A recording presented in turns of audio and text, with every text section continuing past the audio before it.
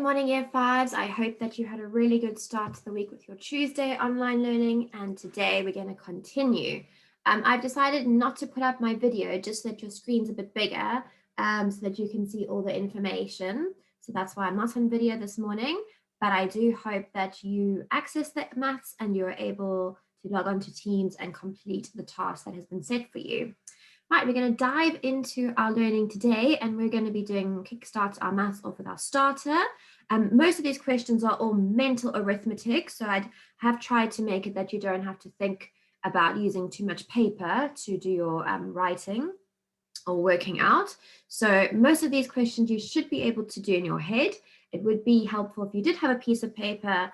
As I say, you don't need to have loads of it. So do just try and jot down the 5 answers to these questions.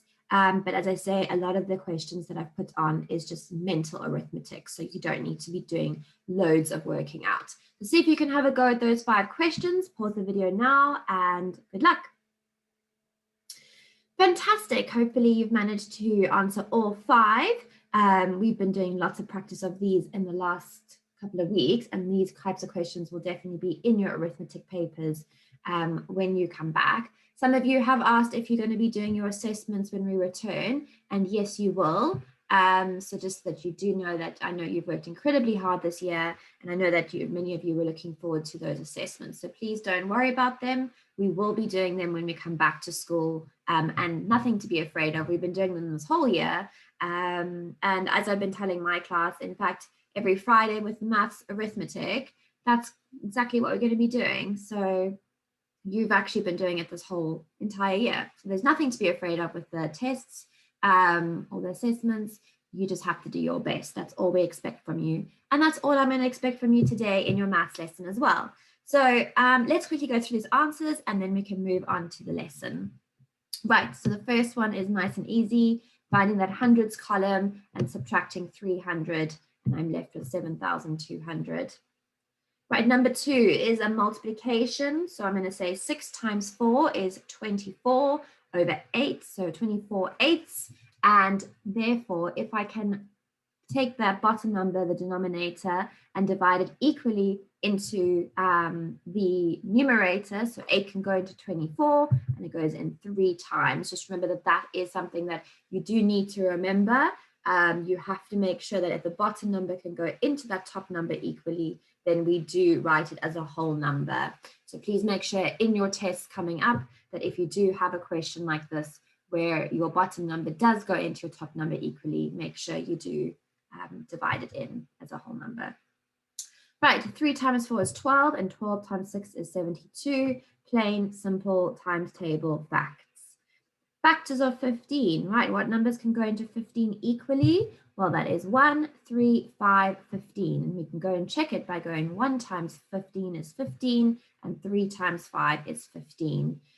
In any sort of paper, you will be expected to write all of those digits. If you leave one out, you will not get the mark. So use that quick checking method to go and check if you've missed out a digit. Because let's say, for example, I'd forgotten my 5 and I'd written that, and I go 1 times 15 is 15 and 3 times, and then I go, oh, blank, don't have anything. And then I can remember to put in my 5.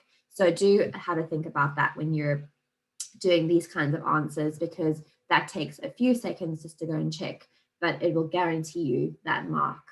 Right, and 50% of 400, well, when we're working with percentages, we always know it's out of 100, and therefore 50 is half of 100. So all I have to do is half that number, and I'm going to get 200.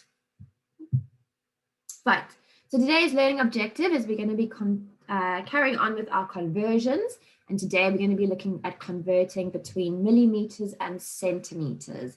Again, this is a revision of last year's work. So this is actually year 4 work, but again, we're going to make sure that we remember all these facts before we move on. So let's see if we can do this together. Right, here's a number line, and I've got 0 centimeters and I've got 1 centimeter, and I've divided that number line equally into 10 parts. So if you want to have a go, pausing the video and having a little look and seeing where those arrows are pointing, and see if you can tell me how many millimeters that those lines are representing, and then tell me how many millimeters are in 1 centimeter.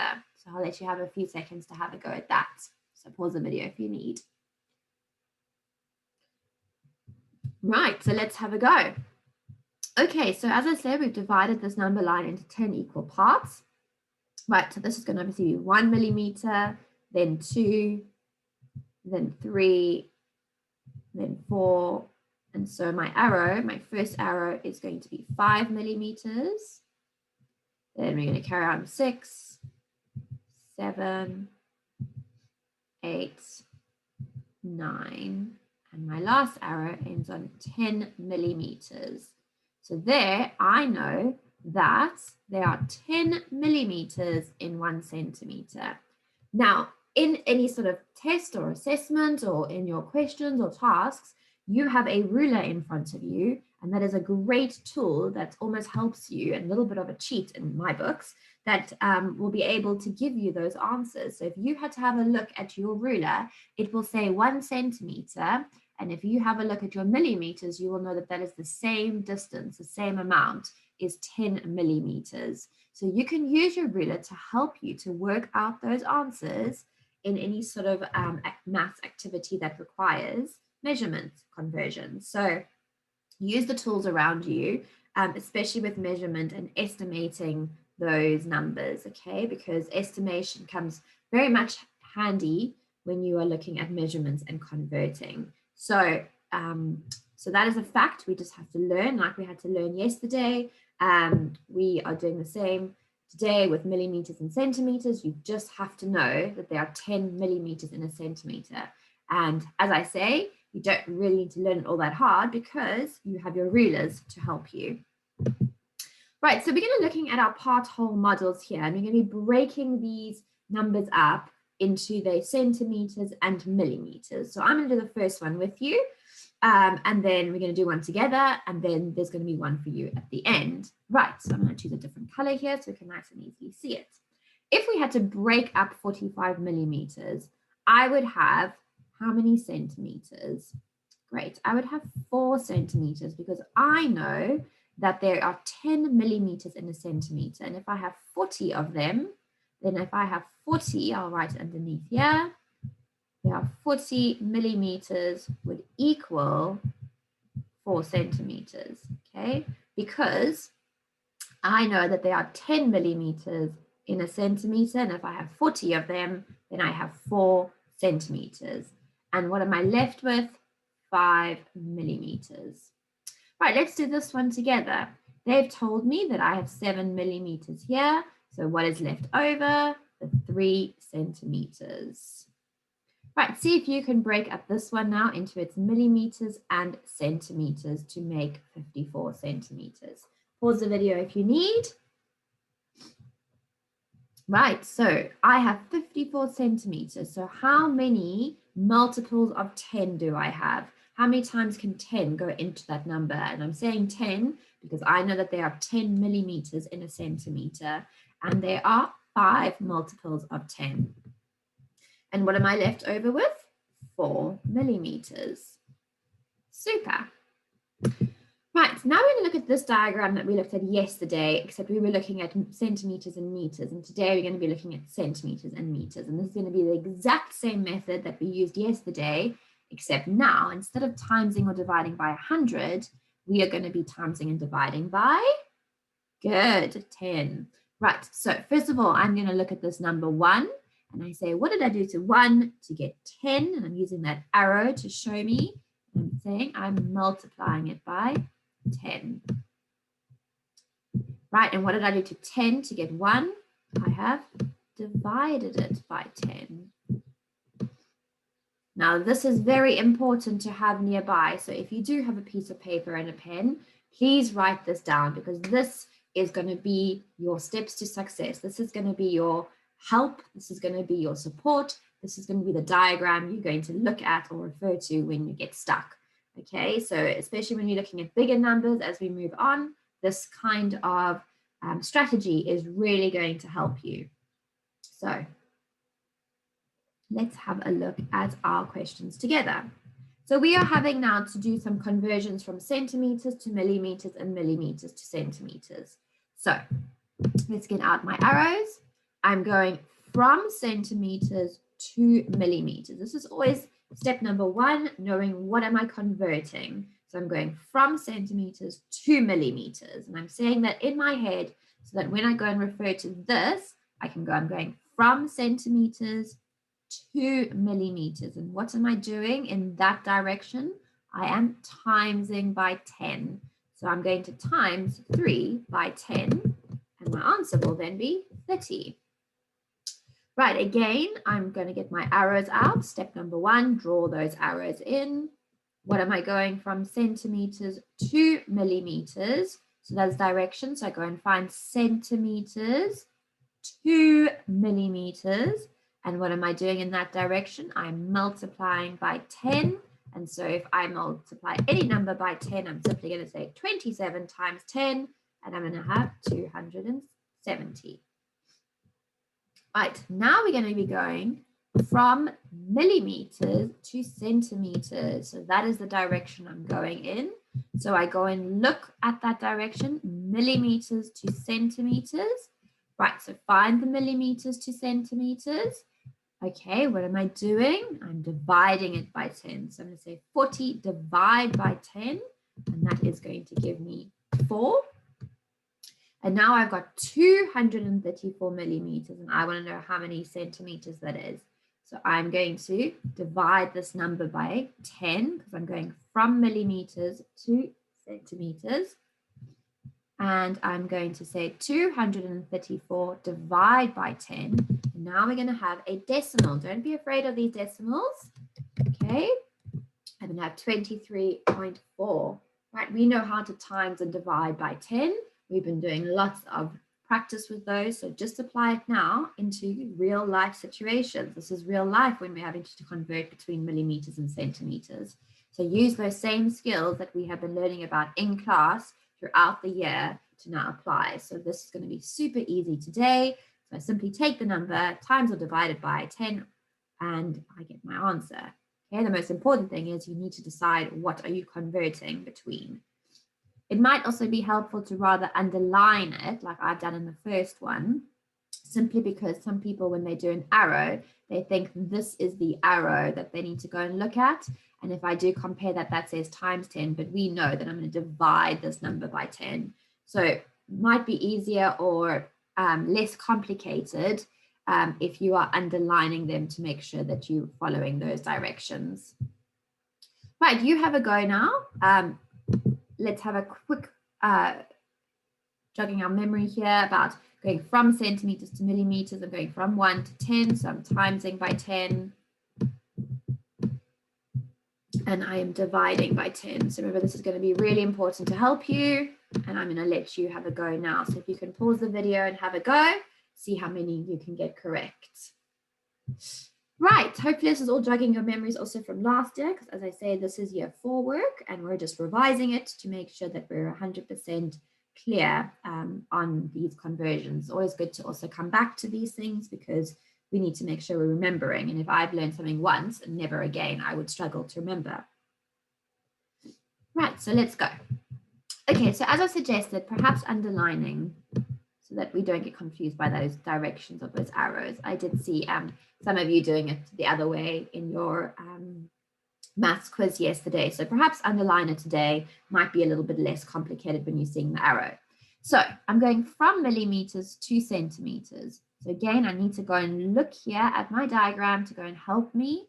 Millimeters to centimeters, that is the direction I'm moving in. Therefore, I'm dividing my number by 10. So 30 divided by 10 is 3. Again, I'm going from millimeters to centimeters. So I'm going to underline.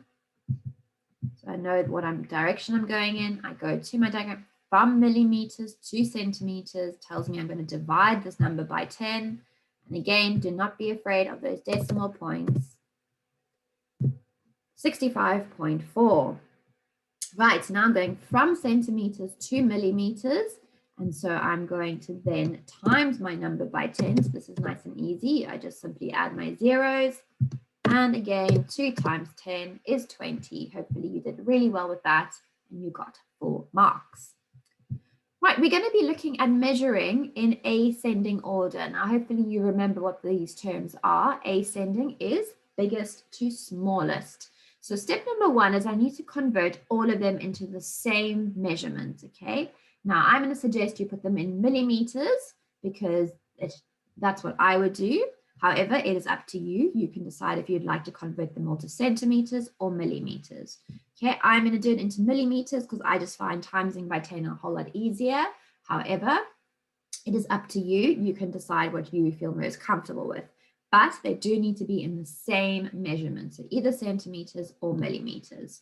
So as I say, I'm going to change mine all to millimeters.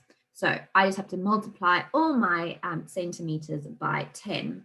So the first one is in centimeters. So I'm going to times it by 10. So I'm going to have 650. Just move it underneath here. Then I'm going to have 70 millimeters. Then these are already in millimeters, so I don't have to do anything or change them. And now I've got them all in the same measurement. So now it's going to be super easy for me to go and order them. So once you have finished converting them all into the same type measurement, we've been doing this before when we order. So it says ascending, which is spelled incorrectly. So let me just quickly change that.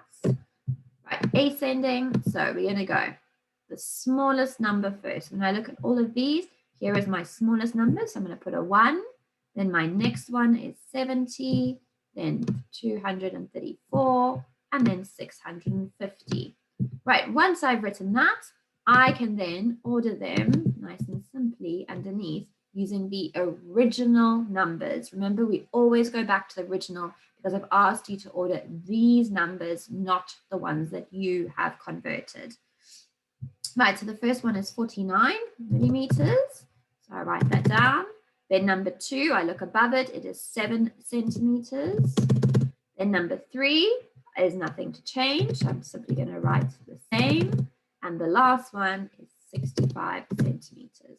And that is the answer. Okay, so we've been doing these before. When we order any sort of numbers, is we make sure that we've either converted it to the same, and then above it, we write the numbers so that when we are having to order them, the numbers there just tell me, and all I have to do is look above to see the original number. Remember, we do require the original number. Right, you have a go now. You can pause this video and see if you can order those now in ascending order. So smallest to biggest. Right, so as I say, I am going to convert everything to millimeters because that is what I am used to. So I'm going to change all of these to millimeters. So the first one is nice and easy because, as I say, we just have to times these ones by 10. Then 76 millimeters is already in millimeters. And I'm going to have 20 millimeters. And then I'm going to have 870 millimeters. Right. Oh, no, not. It's in millimeters. We don't need 170. Right, let's just check those. So yes, yes, centimeters to millimeters, millimeters to millimeters. Always good to go and just double check. Right, now that I have converted them, I am going to go and number them. So I'm going to find the smallest one first, which is 20. Then the next one is going to be 76, then 87, and my last one is 540. Now the key is to make sure that we write the original number.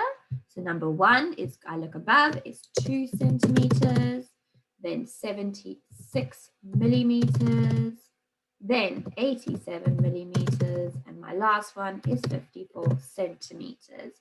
Okay, remember, if you have to write the original number, that is the most important instruction here, because many of you will do all this lovely working out and then you leave these answers in your or you'll leave those working out in your answers, which won't get you the mark. Okay, so don't do all that hard work and then all you have to do is just look above.